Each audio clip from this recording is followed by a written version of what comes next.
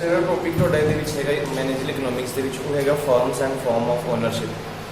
Firms ਜਿਹੜੀਆਂ ਨੇ ਕਿੰਨੇ ਪ੍ਰਕਾਰ ਦੀਆਂ ਹੋਣਗੀਆਂ ਔਰ ਉਹਦੇ ਵਿੱਚ ਓਨਰਸ਼ਿਪ ਇਹ ਕਿਸ ਤਰ੍ਹਾਂ ਪ੍ਰਕਾਰ ਦੀ ਹੋਗੀ। ਫਰਮਸ ਜਿਹੜੀਆਂ ਸਾਡੀ ਦੋ ਭਾਗ ਵਿੱਚ ਡਿਵਾਈਡ ਹੋਣਗੀਆਂ, ਤਾਂ ਪ੍ਰਾਈਵੇਟ ਸੈਕਟਰ ਹੋਊਗਾ, ਇੱਕ ਜਿਹੜਾ ਸਾਡਾ ਹੋਏਗਾ ਗਵਰਨਮੈਂਟ ਸੈਕਟਰ ਜਾਂ ਫਿਰ ਜਿਹਨੂੰ ਅਸੀਂ ਪਬਲਿਕ ਸੈਕਟਰ ਵੀ ਕਹਿ ਸਕਦੇ ਹਾਂ। ਇਹਦੇ ਵਿੱਚ ਹੀ ਇੱਕ ਹੋਰ ਆਉਂਦਾ ਹੁੰਦਾ ਜੁਆਇੰਟ ਸਟਾਕ।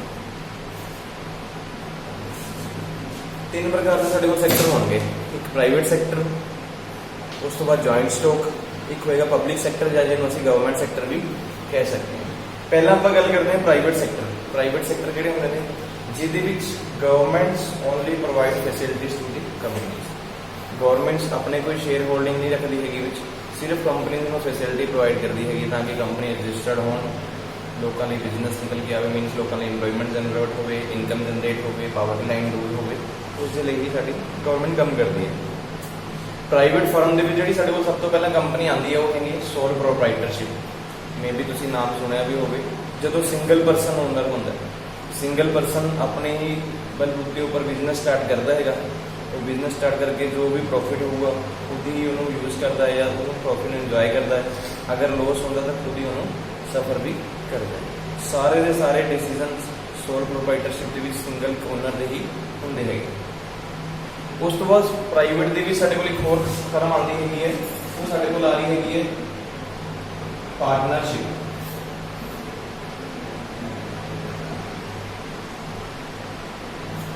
प्रोप्राइटर असीं पढ़ ली है, दूसरी है पार्टनरशिप। पार्टनरशिप के विच मिनीमम मैंबर जिहड़े रिक्वायर्ड होंदे ने दो होंदे ने, मैक्सीमम जिहड़े मैंबर है 50 तक ने। असीं मैक्सीमम पार्टनरशिप के विच 50 तक परसन ले जा सकते हैं, उस तो बाद नहीं ले जा सकते। पार्टनरशिप जदों भी कंपनी रजिस्टर्ड होगी तो पार्टनरशिप एक्ट 1932 के अंदर रजिस्टर्ड होनी जरूरी है। जदों भी पार्टनरशिप बनूगी ये एक एग्रीमेंट, मतलब जिन्होंने असीं कहते हैं पार्टनरशिप डीड, उसके अकॉर्डिंग ही बननी चाहिए है। अगर कोई भी फर्म पार्टनरशिप डीड तो बिना बनती हैगी तो उन्होंने गवर्नमेंट वैलिड कंपनी नहीं बनती। पार्टनरशिप डीड के डिसाइड किया जाता है भी ओनर्स का प्रॉफिट शेयरिंग रेशो कितना होगा, अगर लॉस होंगे तो कितना शेयर करनगे, सैलरी पार्टनर मिलूगी या नहीं, क्योंकि पार्टनरशिप के सैलरी नहीं होती पार्टनर। अगर तुम पहला तो ही लिख के देने है तो पहला तुम अगर लिख के दी तो सैलरी लै सकते हो कंपनी के, अदरवाइज पार्टनर सैलरी नहीं लेते हैं। Profit sharing ratio, capital sharing ratio हो गया, या फिर interest on capital, interest on drawing, जो भी पॉइंट ऑफ व्यू सू लगता है कि बिजनेस के होंगे सू पहला तो ही डिस्कस करने पैंदे ने पार्टनरशिप डीड के। पार्टनरशिप डीड जो हमेशा भी बनती है अनलिमिटेड लायबिलिटी नाल ही बनती है, जिथे भी पैसे की लोड़ पेगी पार्टनर्स को पैसे देने पैंदे हैं। Government only provide facilities to this type of companies. जिथे भी गवर्नमेंट लगता है कि फैसिलिटीज प्रोवाइड करने की लोड़ हैगी, एज पर लोन की लोड़ है या फिर फाइनांस की लोड़ हैगी तो गवर्नमेंट प्रोवाइड करती हैगी, लेकिन गवर्नमेंट अपना हिस्सेदारी कभी भी इन्होंने कंपनी के नहीं बनती। पार्टनरशिप के बाद साढ़े को जी फर्म आती हैगी वो आती है joint stock company. Joint stock company वैसे कंपनी ही होंगी है जिसे मिनीमम मैंबर घट्टो घट्ट 7 चाहिए होंगे ने, मैक्सीमम मैंबर की लिमिट कोई नहीं है। Private sector sorry joint sector तो बाद साढ़े को जी कंपनी आती है, साढ़े को पब्लिक सैक्टर आता है। पब्लिक सैक्टर के असी कंपनी या फिर कंपनी भी कह लें, कॉरपोरेट भी कह लें है, डिपार्टमेंट भी कह लें, ऑर्गेनाइजेशन भी कह लें है, अलग अलग नेम के जानते हैं पब्लिक सैक्टर के। पब्लिक सैक्टर जो भी कंपनी आऊगी मिनीमम मैंबर रिक्वायरमेंट जी हैगी 7 है। अगर कोई भी कंपनी रजिस्टर्ड होगी घट्टो घट्ट 7 मैंबर के रजिस्टर्ड होगी, मैक्सीमम मैंबर की लिमिट कोई नहीं है, जिन्हें मर्जी मैंबर बना सकते हैं। जी भी कंपनी रजिस्टर्ड होगी as per the rule of company act 1956 1956 company act हैगा, उसके अंडर ही उस कंपनी में रजिस्टर्ड होना जरूरी है। कंपनी जो भी रजिस्टर्ड होगी सब तो पहला मैमोरेंडम ऑफ एसोसीएशन बनाएगी, फिर उस तो बाद आर्टिकल ऑफ एसोसीएशन बनाएगी। मैमोरेंडम की होंगे कंपनी का जो मीनस कंपनी रजिस्टर्ड होगी उन्होंने कैपिटल कितनी है, स्टार्टिंग के मैंबर कितने हैं, उन्होंने एड्रैस कंपनी का रजिस्टर्ड ऑफिस, कंपनी की कैपिटल कितनी है, अगर कंपनी चेंज करोगी तो कैपिटल कितों इकट्ठी करोगी, वो सारी चीज़ें डील करती है। आर्टिकल्स के जोड़े कंपनी के डायरैक्टर, मैनेजर्स या फिर शेयर होल्डर्स उन्होंने पावर्स, उन्होंने लायबिलिटीज़ की होनी है, वो सारा कुछ वो डिसाइड करे जाते हैं। जो भी पब्लिक कंपनी आएगी ये जिन्ने भी शेयर होल्डर होंगे वो लिमिटेड लायबिलिटी के नाल आएंगे, मतलब एक बार जो डिसाइड कर ले जिन्ने पैसे कंपनी लगाने उन्ने ही पैसे कंपनी लगा के बिजनेस चल जाएंगे। कंपनी के कोई परसन आ रहा है जा रहा है, किसी कंपनी को कभी भी कोई फर्क नहीं पैंता। ਜਿਵੇਂ ਐਗਜ਼ਾਮਪਲ ਲਈਏ ਪਾਰਟਨਰਸ਼ਿਪ ਦੀ, ਇੱਕ ਪਾਰਟਨਰ ਦੀ ਵੀ ਡੈਥ ਹੋ ਜਾਏ ਜਾਂ ਰਿਟਾਇਰਮੈਂਟ ਹੋ ਜਾਏ ਤਾਂ ਪਾਰਟਨਰਸ਼ਿਪ ਫਰਮ ਕਈ ਵਾਰ ਬੰਦ ਵੀ ਹੋ ਜਾਂਦੀਆਂ ਨੇ, ਲੇਕਿਨ ਕੰਪਨੀ ਦੇ ਵਿੱਚ ਇੱਦਾਂ ਦਾ ਕੁਝ ਨਹੀਂ ਹੁੰਦਾ। ਕੰਪਨੀ ਕਿ ਅਸੀਂ ਆਰਟੀਫਿਸ਼ੀਅਲ ਪਰਸਨ ਮੰਨ ਸਕਦੇ ਹਾਂ, ਕੋਈ ਪਰਸਨ ਆ ਰਿਹਾ ਜਾ ਰਿਹਾ, ਕੋਈ ਵੀ ਫਰਕ ਨਹੀਂ ਪੈਂਦਾ। ਇਹ ਸੀਗੀਆਂ ਤੁਹਾਡੀਆਂ ਟਾਈਪਸ ਆਫ ਫਰਮਸ ਜਿਹੜੀਆਂ ਸਾਨੂੰ 10 ਨੰਬਰ ਦੇ ਵਿੱਚ ਕੁਐਸਚਨ ਸਾਨੂੰ ਅਲੱਗ ਤੋਂ ਆ ਸਕਦਾ ਹੈਗਾ। ਅਗਰ ਲੱਗਦਾ ਕਿਸੇ ਨੂੰ ਕੁਝ ਪੁੱਛਣ ਵਾਲਾ ਤਾਂ ਸਾਨੂੰ ਪੁੱਛ ਸਕਦਾ ਹੈ। ਕੁਝ ਪੁਆਇੰਟ ਹੀ ਨੇ ਜਿਹੜੇ ਇਹਨਾਂ ਦੇ ਅਸੀਂ ਮੇਨ ਨੋਟ ਕਰਨੇ ਹੈਗੇ, ਬੁੱਕ ਦੇ ਵਿੱਚ ਸੇਮ ਤੁਹਾਡੇ ਕੋਲ ਦਿੱਤਾ ਹੋਇਆ, ਠੀਕ ਹੈ ਜੀ। ਕੋਈ ਹੈ ਕਿਸੇ ਦਾ ਕੁਐਸਚਨ?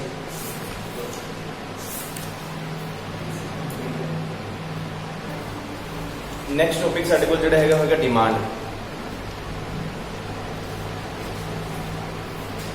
ਅੱਜ ਦੇ ਟਾਈਮ 'ਚ ਵੈਸੇ ਕਹਿੰਦਾ ਬਹੁਤ ਸਾਰੇ ਪਰਸਨ ਇੱਦਾਂ ਕਹਿ ਦਿੰਦੇ ਹੈਗੇ ਨੇ ਕਿ ਮੈਨੇ ਆਹ ਚੀਜ਼ ਖਰੀਦਣੀ ਹੈ, ਮੈਨੇ ਉਹ ਚੀਜ਼ ਖਰੀਦਣੀ ਹੈਗੀ ਹੈ, ਅਸੀਂ ਉਹਨੂੰ ਡਿਮਾਂਡ ਮੰਨ ਲੈਂਦੇ ਹੈਗੇ, ਲੇਕਿਨ ਉਹ ਡਿਮਾਂਡ ਕਦੇ ਵੀ ਨਹੀਂ ਹੁੰਦੀ ਹੈਗੀ। ਉਹ ਤੁਹਾਡੀ ਕੀ ਹੁੰਦੀ ਹੈ, ਮੇਅਰਲੀ ਇੱਕ ਡਿਮਾਂਡ ਹੁੰਦੀ ਹੈ। ਤੁਸੀਂ ਖੁਦ ਸੋਚਦੇ ਹੋ ਕਿ ਅਸੀਂ ਮੈਨੇ ਇਹ ਚੀਜ਼ ਸੋਚ ਲਈ ਮਾਈਂਡ ਦੇ ਵਿੱਚ ਕਿ ਮੈਨੇ ਆਹ ਚੀਜ਼ ਖਰੀਦ ਲੈਣੀ ਹੈ, ਆਉਣ ਵਾਲੇ ਟਾਈਮ 'ਚ ਆਹ ਚੀਜ਼ ਖਰੀਦ ਲੂੰਗਾ, ਉਹਨੂੰ ਅਸੀਂ ਡਿਮਾਂਡ ਨਹੀਂ ਮੰਨਦੇ ਹੈਗੇ।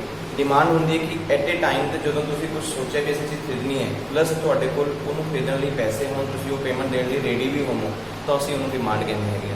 ਇਹਨਾਂ ਡੈਫੀਨੇਸ਼ਨ ਲਿਖੀ ਹੈ, quantity of goods and services purchased at a given price, quantity of goods and services purchased at a given price within a fixed period and other things remaining same.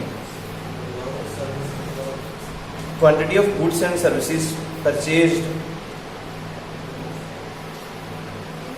at a given price within a fixed period and other things remaining same। ਬਾਕੀ ਜਿੰਨੀਆਂ ਵੀ ਅਸੀਂ ਗੱਲਾਂ ਕਰਦੇ ਹਾਂ ਸਾਰੀ ਚੀਜ਼ਾਂ same ਰਹਿਣੀ ਚਾਹੀਦੀ ਹੈਗੀਆਂ ਨੇ। ਮਤਲਬ ਕਿ ਡਿਮਾਂਡ ਕਹਿੰਦੀ ਹੈਗੀ ਹੈ ability to pay for it, willingness to pay for it. Demand ਇਹ ਕਹਿੰਦੀ ਹੈ ਕਿ ਤੁਹਾਡੀ ਆਪਣੀ ਅਬਿਲਿਟੀ ਵੀ ਹੋਣੀ ਚਾਹੀਦੀ ਕਿ ਤੁਸੀਂ ਪੈਸੇ ਪੇ ਕਰੋ, ਔਰ ਤੁਹਾਡੀ ਆਪਣੀ ਇੱਛਾ ਵੀ ਹੋਣੀ ਚਾਹੀਦੀ ਹੈ ਕਿ ਤੁਸੀਂ ਪੈਸੇ ਪੇ ਕਰਨਾ ਚਾਹੁੰਦੇ ਹੋ, ਤਾਂ ਅਸੀਂ ਉਹਨੂੰ ਡਿਮਾਂਡ ਕਹਿੰਦੇ ਹੈਗੇ ਹਾਂ। ਅਦਰਵਾਈਜ਼ ਨੋਰਮਲ ਅਸੀਂ ਜਿੰਨਾ ਕੁਝ ਮਰਜ਼ੀ ਸੋਚੀਏ ਅਸੀਂ ਉਹਨੂੰ ਡਿਮਾਂਡ ਕਦੇ ਨਹੀਂ ਕਹਿ ਸਕਦੇ। ਅਗਰ ਡਿਮਾਂਡ ਦੀ ਐਨਾਲਿਸਿਸ ਕਰਨ ਬੈਠੇ ਡਿਟਰਮੀਨੈਂਟਸ ਕੀ ਹੁੰਦੇ ਨੇ ਡਿਮਾਂਡ ਦੇ ਵਿੱਚ ਜਿਹੜੀਆਂ ਚੀਜ਼ਾਂ ਤੁਹਾਨੂੰ ਮੇਨ ਦੇਖਣ ਨੂੰ ਮਿਲਣਗੀਆਂ ਜਾਂ ਕਿਹੜੇ ਪੁਆਇੰਟਸ ਉਹਨਾਂ ਨੂੰ ਮਿਲਦੇ ਨੇ। ਸਭ ਤੋਂ ਪਹਿਲਾਂ ਆਉਂਦਾ ਹੈਗਾ ਪ੍ਰਾਈਸ ਆਫ ਗੁੱਡਸ। ਹਮੇਸ਼ਾ ਜਦੋਂ ਡਿਮਾਂਡ ਦੇਖੀ ਜਾਊਗੀ ਤਾਂ ਪ੍ਰਾਈਸ ਆਫ ਗੁੱਡਸ ਵੀ ਹਮੇਸ਼ਾ ਦੇਖੇ ਜਾਣਗੇ। ਕਿਸੇ ਵੀ ਕੋਮੋਡਿਟੀ ਦੀ ਡਿਮਾਂਡ ਉਦੋਂ ਹੀ ਨਿਕਲਦੀ ਹੈਗੀ ਜਦੋਂ ਉਹਦੀ ਪ੍ਰਾਈਸ ਦੀ ਗੱਲ ਕਰੀ ਜਾਂਦੀ ਹੈ। ਜਿੱਥੇ ਕੋਮੋਡਿਟੀ ਦੀ ਪ੍ਰਾਈਸ ਜ਼ਿਆਦਾ ਹੋਊਗੀ ਡਿਮਾਂਡ ਆਲਵੇਸ ਉੱਥੇ ਘੱਟ ਹੁੰਦੀ ਹੈ, ਜਿੱਥੇ ਪ੍ਰਾਈਸ ਘੱਟ ਹੋਣਗੀਆਂ ਡਿਮਾਂਡ ਉੱਥੇ ਜ਼ਿਆਦਾ ਹੋਊਗੀ। ਸੈਕਿੰਡ ਡਿਟਰਮੀਨੈਂਟਸ ਹੈਗਾ ਤੁਹਾਡਾ ਇਨਕਮ ਆਫ ਕੰਜ਼ਿਊਮਰ। ਅਗਰ ਕੰਜ਼ਿਊਮਰ ਦੀ ਇਨਕਮਸ ਜ਼ਿਆਦਾ ਹੋਣਗੀਆਂ ਤਾਂ ਡਿਮਾਂਡਸ ਵੀ ਜ਼ਿਆਦਾ ਹੀ ਹੁੰਦੀਆਂ ਹੈਗੀਆਂ ਨੇ। ਅਗਰ ਕੰਜ਼ਿਊਮਰ ਦੀ ਇਨਕਮ ਜੋ ਘੱਟ ਹੋਊਗੀ ਤਾਂ ਡਿਮਾਂਡਸ ਵੀ ਘੱਟ ਹੀ ਹੁੰਦੀਆਂ ਹੈਗੀਆਂ। ਫਿਰ ਹੈਗਾ price of related goods. Related goods ਕਹਿ ਸਕਦੇ ਹਾਂ, ਸਬਸਟੀਟਿਊਟ ਗੁੱਡਸ ਕਹਿ ਸਕਦੇ ਹਾਂ, ਵੈਬਲਨ ਗੁੱਡਸ ਕਹਿ ਸਕਦੇ ਹਾਂ, ਗਿਫਨ ਗੁੱਡਸ ਕਹਿ ਸਕਦੇ ਹਾਂ। ਕਾਫੀ ਪ੍ਰਕਾਰ ਦੀਆਂ ਗੁੱਡਸ ਸਾਡੇ ਕੋਲ ਆ ਜਾਂਦੀਆਂ ਨੇ। ਅਗਰ ਰਿਲੇਟਡ ਗੁੱਡਸ ਦੀਆਂ ਕੀਮਤਾਂ ਘੱਟ ਹੋਣਗੀਆਂ ਤਾਂ ਡਿਮਾਂਡ ਜੋ ਵੀ ਡਿਕਰੀਜ਼ ਹੋ ਜਾਂਦੀ ਹੈਗੀ। ਜਿਹੜਾ ਸਾਡਾ ਪ੍ਰੋਡਕਟ ਜਿਵੇਂ ਅਸੀਂ ਕਹੀਏ ਵੀ ਕਿਸੇ ਦਾ ਕਲੋਜ਼ ਸਬਸਟੀਟਿਊਟ ਆ ਗਿਆ ਤਾਂ ਉਸ ਦੇ ਬੇਸ ਤੇ ਡਿਮਾਂਡ ਆਟੋਮੋਟਿਵ ਦੇ ਮਾਰਕੀਟ 'ਚ ਘਟ ਜਾਂਦੀ ਹੈਗੀ। ਫਿਰ ਡਿਮਾਂਡ ਵਧਾਉਣ ਲਈ ਕੁਝ ਨਾ ਕੁਝ ਪ੍ਰਾਈਸਿਸ ਦੇ ਵਿੱਚ ਚੇਂਜ ਕਰਨੇ ਪੈਂਦੇ ਹੈਗੇ। ਇਹ ਵੀ ਹਮੇਸ਼ਾ ਮੈਟਰ ਕਰਦਾ ਹੈਗਾ ਕੋਈ ਗੁੱਡਸ ਤੁਹਾਡੀ ਮਾਰਕੀਟ 'ਚ ਹੈ, ਅਗਰ ਉਹਦਾ ਵੀ ਕੋਈ ਸਬਸਟੀਟਿਊਟ ਅਵੇਲੇਬਲ ਹੈ ਤਾਂ ਹਮੇਸ਼ਾ ਡਿਮਾਂਡ ਦੇ ਉੱਪਰ ਇਫੈਕਟ ਪੈਂਦਾ ਹੀ ਪੈਂਦਾ ਹੈ। ਇੱਕ ਉਸ ਤੋਂ ਬਾਅਦ ਹੈਗਾ ਟੇਸਟ ਐਂਡ ਪ੍ਰੈਫਰੈਂਸ। ਲੋਕਾਂ ਦਾ ਟੇਸਟ ਪਲੱਸ ਜਿਹੜੇ ਕੰਜ਼ਿਊਮਰ ਸਾਡੇ ਕੋਲ ਆਏ ਨੇ ਉਹਨਾਂ ਦੀ ਪ੍ਰੈਫਰੈਂਸ। ਜਿਵੇਂ ਦੇ ਗੁੱਡਸ ਲੋਕ ਪਸੰਦ ਕਰਨਗੇ ਡਿਮਾਂਡ ਵੀ ਉਸ ਤਰ੍ਹਾਂ ਦੀ ਹੀ ਆਉਂਦੀ ਹੈ। ਅਸੀਂ ਮਾਰਕੀਟ ਦੇਖੀਏ ਜਿਵੇਂ ਕੁਝ ਲਗਜ਼ਰੀ ਗੁੱਡਸ ਨੇ, ਲਗਜ਼ਰੀ ਗੁੱਡਸ ਵਾਲੇ ਵੀ ਕਸਟਮਰਸ ਮਿਲਣਗੇ, ਲੇਕਿਨ ਉਹਦੀ ਡਿਮਾਂਡ ਕਿੰਨੀ ਹੁੰਦੀ ਹੈ, ਨੋਰਮਲੀ ਹੁੰਦੀ ਹੈ। ਉਹਦੇ ਮੋਸਟਲੀ ਸਲੋਪ ਡਾਊਨ ਹੀ ਚੱਲਦਾ ਰਹਿੰਦਾ ਹੈਗਾ। ਡਿਮਾਂਡ ਉਮੀਦ ਤੋਂ ਘੱਟ ਵੱਧਦੀ ਹੈਗੀ। ਅਸੀਂ ਕਿ ਡਿਮਾਂਡ ਅੱਜ 10 ਪ੍ਰੋਡਕਟ ਵਿਕ ਰਹੇ ਨੇ, ਕੱਲ੍ਹ ਨੂੰ 15 ਵਿਕਣਗੇ, ਨਹੀਂ ਹੋ ਸਕਦਾ ਕੱਲ੍ਹ ਨੂੰ 11 ਹੀ ਵਿਕਣ, ਲੇਕਿਨ ਡਿਮਾਂਡ ਆਟੋਮੈਟਿਕ ਚੱਲਦੀ ਰਹਿੰਦੀ ਹੈ। ਕੁਝ ਗੁੱਡਸ ਇੱਦਾਂ ਦੇ ਵੀ ਹੁੰਦੇ ਨੇ ਵੈਬਲਨ ਗੁੱਡਸ ਜਿਹਨੂੰ ਅਸੀਂ ਕਹੀਏ ਵੀ ਇਹ ਨੋਨ ਲਗਜ਼ਰੀ ਗੁੱਡਸ ਹੁੰਦੀਆਂ ਨੇ। ਇਹਨਾਂ ਦੀ ਡਿਮਾਂਡ ਉਦੋਂ ਹੀ ਵੱਧਦੀ ਹੈ ਜਦੋਂ ਕੀਮਤਾਂ ਵੱਧਦੀਆਂ ਨੇ। ਇੱਦਾਂ ਦੀ ਗੁੱਡਸ ਵੀ ਮਾਰਕੀਟ 'ਚ ਮਿਲ ਜਾਣਗੀਆਂ। ਐਗਜ਼ਾਮਪਲ ਤੁਸੀਂ ਕਹੋ ਬ੍ਰੈਡ ਹੋ ਗਿਆ, ਰਾਈਸ ਹੋ ਗਏ, ਇਹਨਾਂ ਦੀ ਜੇ ਕੀਮਤਾਂ ਡਾਊਨ ਹੋਣਗੀਆਂ ਨਾ ਤਾਂ ਲੋਕ ਨਹੀਂ ਖਰੀਦਣਗੇ। ਲੋਕਾਂ ਨੂੰ ਇਹ ਹੁੰਦਾ ਵੀ ਇਹਦੀ ਕੁਆਲਿਟੀ ਜਾਂ ਵਧੀ ਨਹੀਂ ਹੈ। ਅਗਰ ਇਹੀ ਕੀਮਤ ਜ਼ਿਆਦਾ ਹੋਊਗੀ ਤਾਂ ਲੋਕ ਉਹਨੂੰ ਖਰੀਦਣਾ ਸਟਾਰਟ ਕਰ ਦਿੰਦੇ। ਇੱਦਾਂ ਦੀਆਂ ਗੁੱਡਸ ਵੀ ਮਾਰਕੀਟ ਦੇ ਵਿੱਚ ਮਿਲ ਜਾਂਦੀਆਂ। ਉਸ ਤੋਂ ਬਾਅਦ ਆਉਂਦਾ ਹੈਗਾ ਡਿਟਰਮੀਨੈਂਟ ਦੇ ਵਿੱਚ ਐਡਵਰਟਾਈਜ਼ਮੈਂਟ। ਜਿੰਨੀ ਜ਼ਿਆਦਾ ਮਾਰਕੀਟ ਦੇ ਵਿੱਚ ਐਡਵਰਟਾਈਜ਼ਮੈਂਟ ਹੋਵੇ ਕਿਸੇ ਵੀ ਗੁੱਡਸ ਦੀ ਉਨੀ ਹੀ ਜ਼ਿਆਦਾ ਡਿਮਾਂਡ ਨਿਕਲ ਕੇ ਆਉਂਦੀ ਹੈਗੀ। ਅੱਜ ਦਾ ਟਾਈਮ ਸਿਰਫ ਇਹੀ ਚੱਲ ਰਿਹਾ। ਅਗਰ ਗੁੱਡਸ ਦੀ ਐਡਵਰਟਾਈਜ਼ਮੈਂਟ ਹੈ, ਪਬਲਿਸਿਟੀ ਅਸੀਂ ਕਰ ਰਹੇ ਹੈਗੇ ਹਾਂ ਤਾਂ ਡਿਮਾਂਡ ਸਾਡੀ ਜ਼ਿਆਦਾ ਮਾਰਕੀਟ 'ਚ ਮਿਲੂਗੀ। ਅਗਰ ਐਡਵਰਟਾਈਜ਼ਮੈਂਟ ਨਹੀਂ ਹੈ ਤਾਂ ਡਿਮਾਂਡ ਮਿਲਦੀ ਹੀ ਨਹੀਂ ਹੈ ਮਾਰਕੀਟ ਦੇ ਵਿੱਚ। ਉਸ ਤੋਂ ਬਾਅਦ ਹੈਗਾ ਤੁਹਾਡੇ ਕੋਲ consumer expectation of future income. Consumer ਦੀਆਂ ਜਿੰਨੀਆਂ ਵੀ ਐਕਸਪੈਕਟੇਸ਼ਨ ਹੋਣਗੀਆਂ ਫਿਊਚਰ ਇਨਕਮ ਲਈ, ਉਸ ਬੇਸ ਤੇ ਹੀ ਡਿਮਾਂਡ ਨਿਕਲਦੀ ਹੈ। ਕੋਈ ਵੀ ਕੰਜ਼ਿਊਮਰਸ ਹੋਣਗੇ, ਅਗਰ ਅੱਜ ਮੰਨ ਲਓ 10,000 ਕਮਾ ਰਹੇ ਨੇ ਉਹਨਾਂ ਦੀ ਫਿਊਚਰ ਡਿਮਾਂਡਸ ਹੁੰਦੀਆਂ ਨੇ, ਫਿਊਚਰ ਐਕਸਪੈਕਟੇਸ਼ਨ ਹੁੰਦੀ ਨੇ ਕਿ ਅਗਰ 15,000 ਸੈਲਰੀ ਹੋਊਗੀ ਫਿਰ ਅਸੀਂ ਜਾ ਕੇ ਇਸ ਚੀਜ਼ ਬਾਰੇ ਸੋਚਾਂਗੇ। ਜਦੋਂ ਉਹਨਾਂ ਦੀ 15,000 ਸੈਲਰੀ ਹੋਣੀ ਹੈ ਫਿਰ ਉਹ ਡਿਮਾਂਡ ਇਨਕਰੀਜ਼ ਹੋਣੀ ਹੈ, ਅਦਰਵਾਈਜ਼ ਡਿਮਾਂਡ ਉੱਥੇ ਦੀ ਉੱਥੇ ਹੀ ਸਟੇਬਲ ਰਹਿ ਜਾਂਦੀ ਹੈ। ਇੱਕ ਲਾਸਟ ਡਿਟਰਮੀਨੈਂਟ ਆਉਂਦਾ ਹੈਗਾ ਪੋਪੂਲੇਸ਼ਨ। ਪੋਪੂਲੇਸ਼ਨ ਦਾ ਵੀ ਡਿਮਾਂਡ ਦੇ ਉੱਪਰ ਹਮੇਸ਼ਾ ਇਫੈਕਟ ਪੈਂਦਾ। ਜਦੋਂ ਵੀ ਡਿਮਾਂਡ ਦੇਖੀ ਜਾਊਗੀ ਤਾਂ ਪੋਪੂਲੇਸ਼ਨ ਵੀ ਦੇਖੀ ਜਾਂਦੀ, ਕਿਉਂਕਿ ਜਦੋਂ ਮਾਰਕੀਟ ਦੇ ਵਿੱਚ ਕੋਈ ਗੁੱਡਸ ਬਣ ਕੇ ਆਉਣਗੀਆਂ, ਡਿਮਾਂਡ ਅਗਰ ਅੱਜ ਜ਼ਿਆਦਾ ਹੈ, ਅਗਰ ਪੋਪੂਲੇਸ਼ਨ ਜ਼ਿਆਦਾ ਹੁੰਦੀ ਚਲੀ ਜਾਊਗੀ ਤਾਂ ਡਿਮਾਂਡ ਉਨੀ ਹੀ ਘਟਦੀ ਚਲੀ ਜਾਊਗੀ। ਇੱਦਾਂ ਦਾ ਨਹੀਂ ਹੈ ਕਿ ਪੋਪੂਲੇਸ਼ਨ ਇਨਕਰੀਜ਼ ਹੋਊਗੀ ਤਾਂ ਡਿਮਾਂਡ ਇਨਕਰੀਜ਼ ਹੁੰਦੀ ਚਲੀ ਜਾਊਗੀ, ਕਿਉਂਕਿ ਪ੍ਰੈਸ਼ਰ ਹੋਣ ਲੱਗਦਾ ਮਾਰਕੀਟ ਦੇ ਉੱਪਰ, ਸਪਲਾਈ ਆਉਂਦੀ ਨਹੀਂ ਹੈਗੀ, ਆਟੋਮੈਟਿਕ ਡਿਮਾਂਡ ਘਟਣ ਲੱਗਦੀ ਹੈ। ਲੋਕ ਫਿਰ ਕੀ ਸਬਸਟੀਟਿਊਟ ਗੁੱਡਸ ਕਰਨੀ ਜਾਣਾ ਸਟਾਰਟ ਕਰ ਦਿੰਦੇ ਹੈ।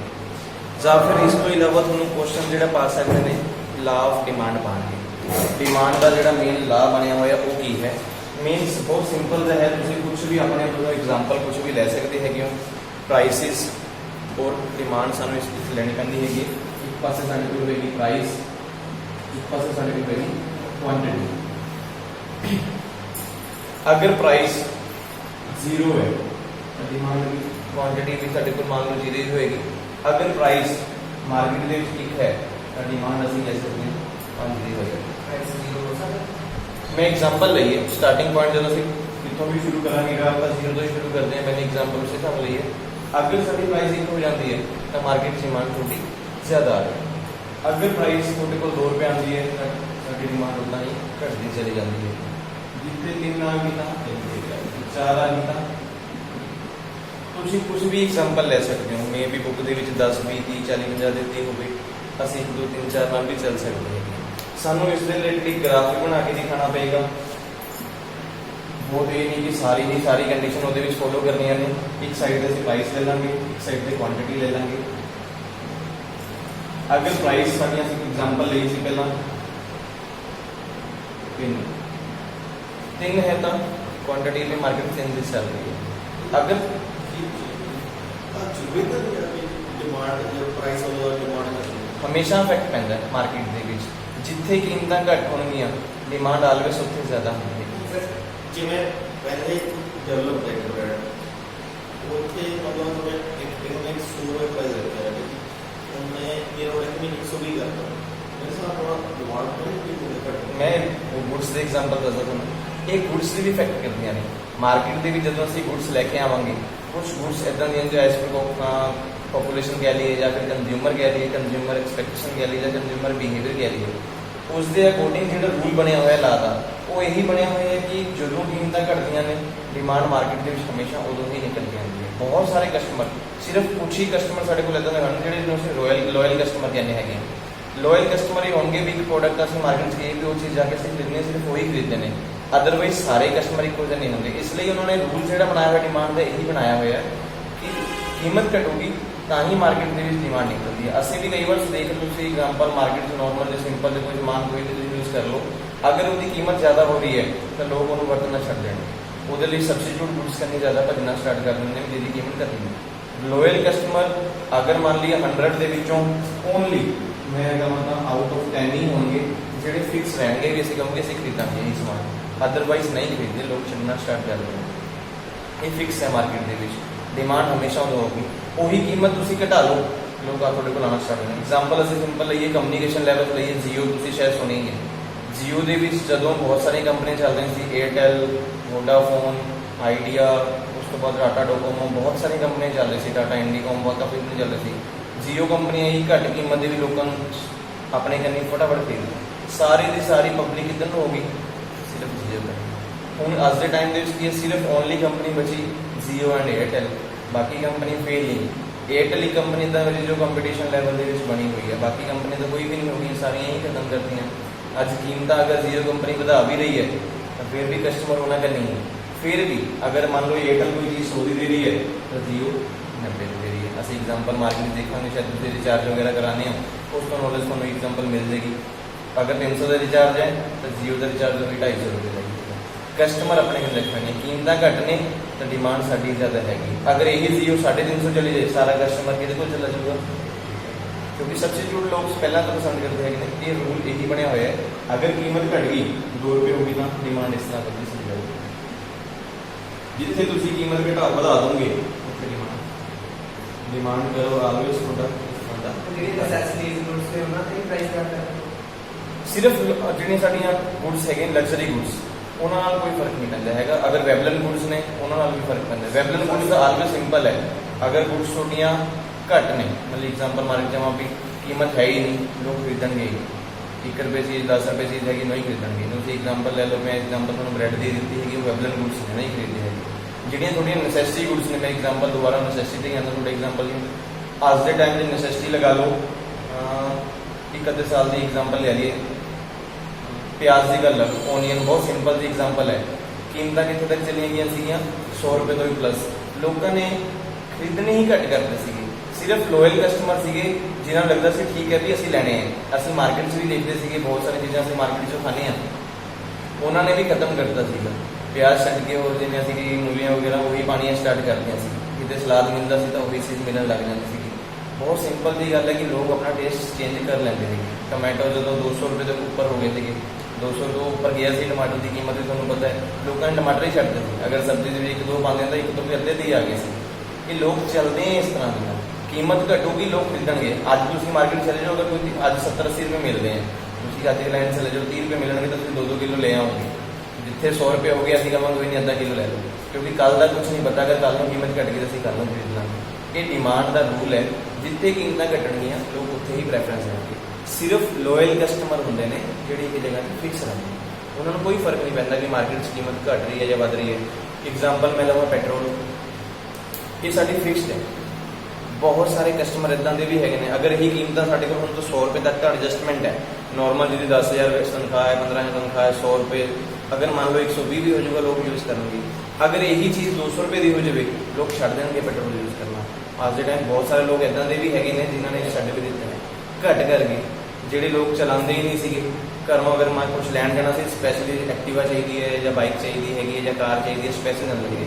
ਹੁਣ ਤੁਸੀਂ ਸਵੇਰੇ ਉੱਠ ਕੇ ਦੇਖ ਲਓ 5 ਵਜੇ 4 ਵਜੇ ਸਾਈਕਲ ਲਈ ਫਿਰੀ ਜਾਂਦੇ ਹੁੰਦੇ ਨੇ, ਕਿਤੇ ਜਾਣਾ ਸਾਈਕਲਾਂ 'ਤੇ ਫਿਰ ਰਹੇ ਨੇ, ਪੈਦਲ ਫਿਰ ਰਹੇ ਨੇ। ਲੋਕ ਟੇਸਟ ਚੇਂਜ ਕਰ ਲੈਂਦੇ ਨੇ ਜਿਵੇਂ ਦੀ ਅਕੋਰਡਿੰਗ, ਜਿਵੇਂ ਦਾ ਸੈਟਅਪ ਆਉਂਦਾ ਉਵੇਂ ਚੱਲਦੇ ਸਕਦੇ। ਇਹ ਰੂਲ ਹੀ ਹੈ ਮਾਰਕੀਟ ਦੇ ਵਿੱਚ।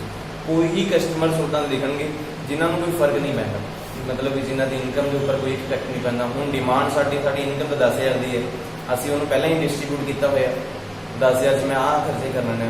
ਹੁਣ 10,000 ਦੀ ਇਨਕਮ ਤਾਂ ਮੇਰੀ ਵਧੀ ਨਹੀਂ, ਖਰਚੇ ਮਾਰਕੀਟ 'ਚ ਇਨਕਰੀਜ਼ ਹੋ ਜਾਣ ਤਾਂ ਫਿਰ ਸਾਨੂੰ ਆਪਣੀ ਜਿਹੜੀਆਂ ਐਕਸਪੈਕਟੇਸ਼ਨ ਨੇ ਉਹਨੂੰ ਵੀ ਚੇਂਜ ਕਰਨੀਆਂ ਪੈਂਦੀਆਂ ਹੈਗੀਆਂ ਨੇ, ਕਿਉਂਕਿ ਸਾਡੇ ਕੋਲ ਕੋਈ ਹੋਰ ਸੋਲਿਊਸ਼ਨ ਹੀ ਨਹੀਂ ਬਚਦਾ ਹੈਗਾ। ਤਾਂ ਰੂਲ ਆਫ ਜਿਹੜਾ ਤੁਹਾਨੂੰ ਲਾ ਦਾ ਬਣਾਉਣਾ ਪਏਗਾ ਉਹ ਇਹੀ ਤੁਸੀਂ ਐਗਜ਼ਾਮਪਲ ਲਾਓਗੇ।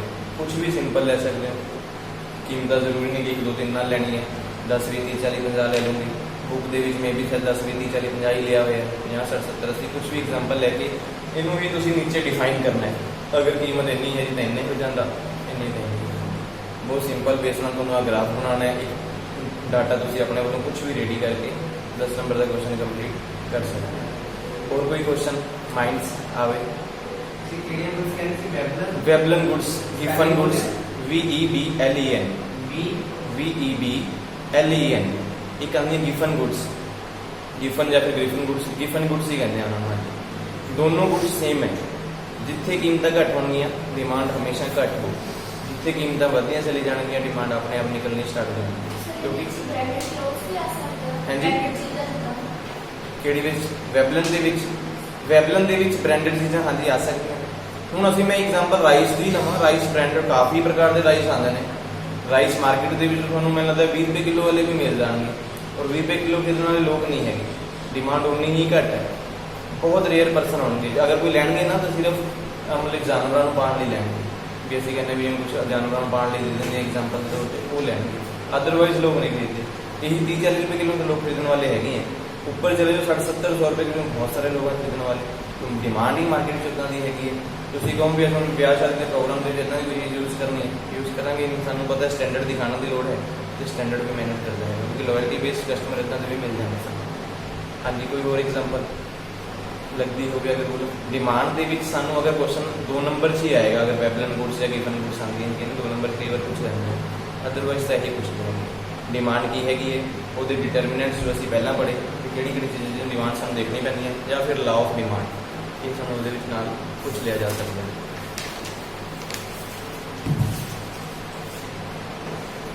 ਨੈਕਸਟ ਦੇਖੋ ਟੌਪਿਕ ਤੁਹਾਡੇ ਕੋਲ ਇਹਦੇ ਵਿੱਚ ਹੈਗਾ ਸਪਲਾਈ, ਜਾਂ ਜਿਹਨੂੰ ਅਸੀਂ ਮਾਰਕੀਟ ਸਪਲਾਈ ਵੀ ਕਹਿੰਦੇ ਹਾਂ। ਸਪਲਾਈ ਦਾ ਮੀਨਿੰਗ ਅਸੀਂ ਸਿੰਪਲ ਜਿਹੇ ਵਰਡ 'ਚ ਗੱਲ ਕਰੀਏ ਤਾਂ ਬਹੁਤ ਸਾਰੇ ਲੋਕ ਇੱਦਾਂ ਦੇ ਕਹਿੰਦੇ ਹਨ ਕਿ ਮਾਰਕੀਟ ਦੇ ਵਿੱਚ ਗੁੱਡਸ ਅਵੇਲੇਬਲ ਕਰਵਾ ਦਿਓ ਤਾਂ ਉਹ ਸਪਲਾਈ ਹੋ ਜਾਂਦੀ ਹੈ, ਜਾਂ ਕਿਸੇ ਸ਼ਾਪ ਦੇ ਵਿੱਚ ਜਾਂ ਕਿਸੇ ਬਿਜ਼ਨਸ ਦੇ ਵਿੱਚ ਜਾਂ ਕਿਸੇ ਵੀ ਕਾਊਂਟਰ ਦੇ ਉੱਪਰ ਕੋਈ ਵੀ ਚੀਜ਼ ਅਸੀਂ ਕਹੀਏ ਵੀ ਮਾਰਕੀਟ ਦੇ ਵਿੱਚ ਪਈ ਹੈ ਤਾਂ ਉਹ ਸਪਲਾਈ ਹੈ, ਉਹਨੂੰ ਅਸੀਂ ਸਪਲਾਈ ਨਹੀਂ ਕਹਿ ਸਕਦੇ। ਕੋਈ ਵੀ ਚੀਜ਼ ਮਾਰਕੀਟ ਦੇ ਵਿੱਚ ਅਗਰ ਅਵੇਲੇਬਲ ਹੈ, ਪ੍ਰੋਡਿਊਸਰ ਉਹਦੀ ਵਿਲਿੰਗਨੈਸ ਹੈਗੀ ਹੈ ਕਿ ਅਵੇਲੇਬਲ ਮਾਰਕੀਟ 'ਚ ਕਰਨ ਲਈ ਰੈਡੀ ਹੈ, ਪਲੱਸ ਜਿਸ ਪ੍ਰਾਈਸ ਤੇ ਉਹ ਕਸਟਮਰ ਚਾਹੁੰਦੇ ਨੇ ਅਗਰ ਉਹਨੂੰ ਵੇਚਣ ਨੂੰ ਤਿਆਰ ਹੁੰਦਾ ਹੈ ਤਾਂ ਉਹਨੂੰ ਅਸੀਂ ਕਹਿੰਦੇ ਹੈਗੇ market supply.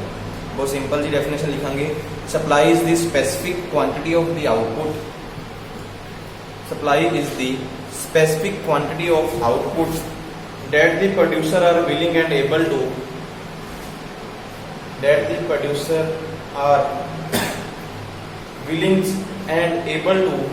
make available to consumer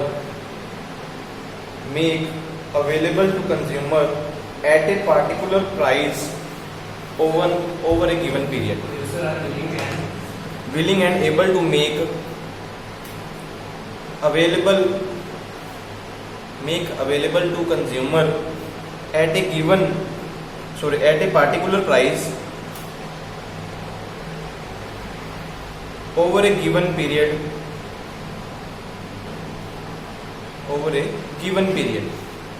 ਜਦੋਂ ਪ੍ਰੋਡਿਊਸਰ ਕਹਿੰਦਾ ਖੁਦ ਆਪਣੀ ਇੱਛਾ ਦੇ ਅਕੋਰਡਿੰਗ ਪਲੱਸ ਉਹਨਾਂ ਕੋਲ ਸ਼ਮਤਾ ਵੀ ਹੁੰਦੀ ਹੈ ਕਿ ਇੱਕ ਪ੍ਰਾਈਸ ਦੇ ਉੱਪਰ ਮਾਰਕੀਟ ਦੇ ਵਿੱਚੋਂ ਗੁੱਡਸ ਪਹੁੰਚਾਉਣ ਲਈ ਪਲੱਸ ਸੇਲ ਕਰਨ ਲਈ ਰੈਡੀ ਹੁੰਦੇ ਨੇ, ਉਹਨੂੰ ਅਸੀਂ ਸਪਲਾਈ ਕਹਿੰਦੇ ਹਾਂ। ਹੁਣ ਮਾਰਕੀਟ ਦੇ ਵਿੱਚ ਬਹੁਤ ਸਾਰੀਆਂ ਚੀਜ਼ਾਂ ਸਾਨੂੰ ਮਿਲ ਜਾਣਗੀਆਂ, ਬਹੁਤ ਸਾਰੇ ਸ਼ੌਪ 'ਤੇ ਅਸੀਂ ਜਾਈਏ ਅਲੱਗ-ਅਲੱਗ ਸ਼ੌਪ ਦੇ ਉੱਪਰ ਅਲੱਗ-ਅਲੱਗ ਪ੍ਰਾਈਸ ਹੋਣਗੇ, ਸਮਾਨ ਸੇਲ ਹੁੰਦਾ ਸਾਰੀ ਜਗ੍ਹਾ ਤੋਂ, ਕਈ ਜਗ੍ਹਾ ਤੇ ਸਮਾਨ ਸੇਲ ਵੀ ਨਹੀਂ ਹੁੰਦਾ। ਕਸਟਮਰ ਜਾਂਦਾ ਹੈਗਾ ਕਿ 100 ਰੁਪਏ ਦਾ, ਤੁਸੀਂ ਕਹਿੰਦਾ 100 ਦਾ ਸਮਾਨ ਹੈ, ਕਸਟਮਰ ਕਹੇ ਨਹੀਂ 90 ਦਾ ਹੈ। ਜਦੋਂ ਤੱਕ ਤੁਸੀਂ ਉਹ ਵੇਚਣ ਨੂੰ ਰੈਡੀ ਨਹੀਂ ਹੋ 90 ਦੇ ਜਾਂ 95 ਦੇ ਜਿੰਨੇ ਵੀ ਕੀਮਤ ਦੇ ਵੇਚਦੇ ਹੋ, ਉਦੋਂ ਤੱਕ ਉਹਨੂੰ ਸਪਲਾਈ ਨਹੀਂ ਮੰਨਦੇ। ਜਦੋਂ ਜਿਸ ਪ੍ਰਾਈਸ ਦੇ ਉੱਪਰ ਅਸੀਂ ਵੇਚਣ ਲਈ ਰੈਡੀ ਹੋ ਜਾਂਦੇ ਹਾਂ, ਉਹ ਸਾਡੇ ਕੋਲ ਪ੍ਰੋਡਕਟ ਮਾਰਕੀਟ 'ਚ ਅਵੇਲੇਬਲ ਹੋਊਗਾ ਤਾਂ ਉਹਨੂੰ ਅਸੀਂ ਸਪਲਾਈ ਗਿਣਦੇ ਹੈਗੇ। ਜਦੋਂ ਵੀ ਸਪਲਾਈ ਦੀ ਗੱਲ ਕਰਾਂਗੇ ਤਾਂ ਉਹਦੇ ਕੁਝ ਡਿਟਰਮੀਨੈਂਟਸ ਜ਼ਰੂਰ ਦੇਖੇ ਜਾਣਗੇ।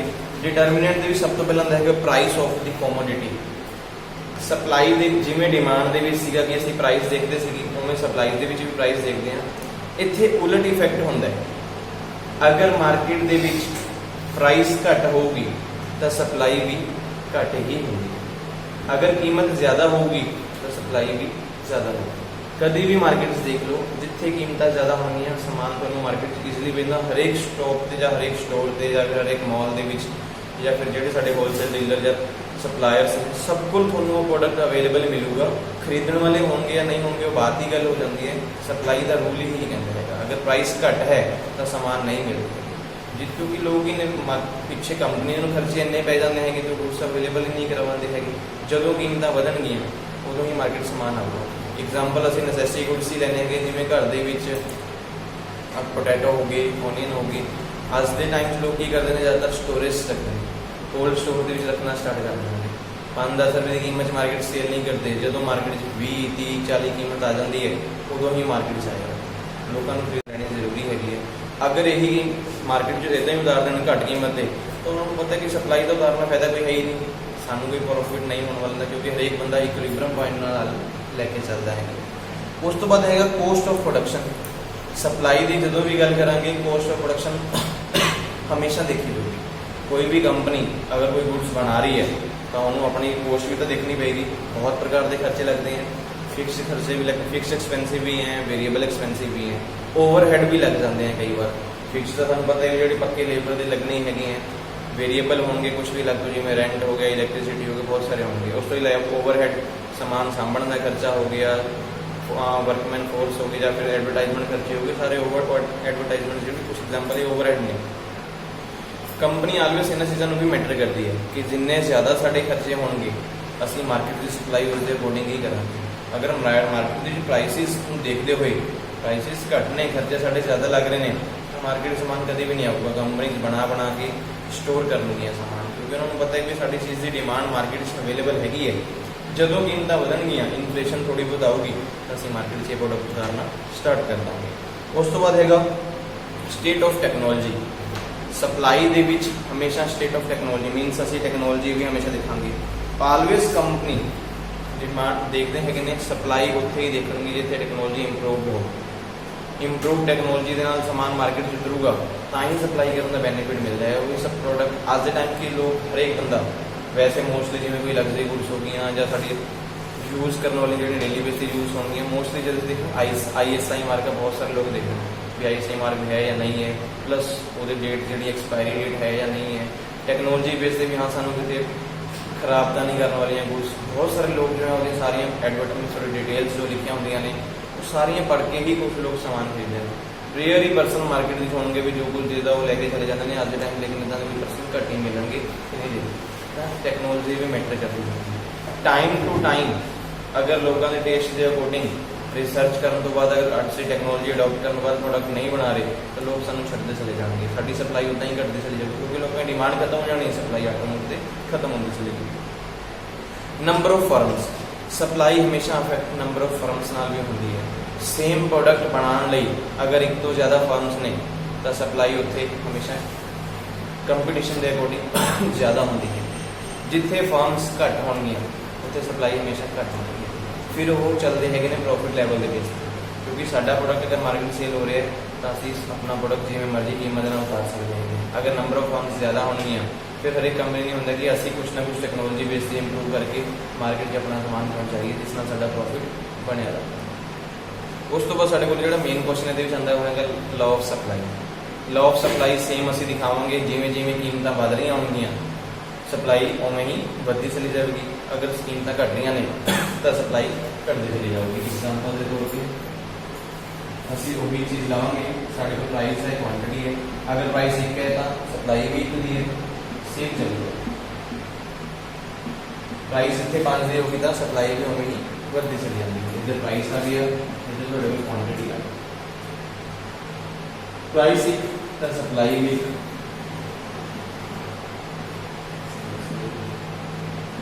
सप्लाई तरफ आगे ऊपर की तरफ ज़्यादा चला जाएगा जिथे जिथे थोड़ी कीमतां बढ़दियां चली जाएंगी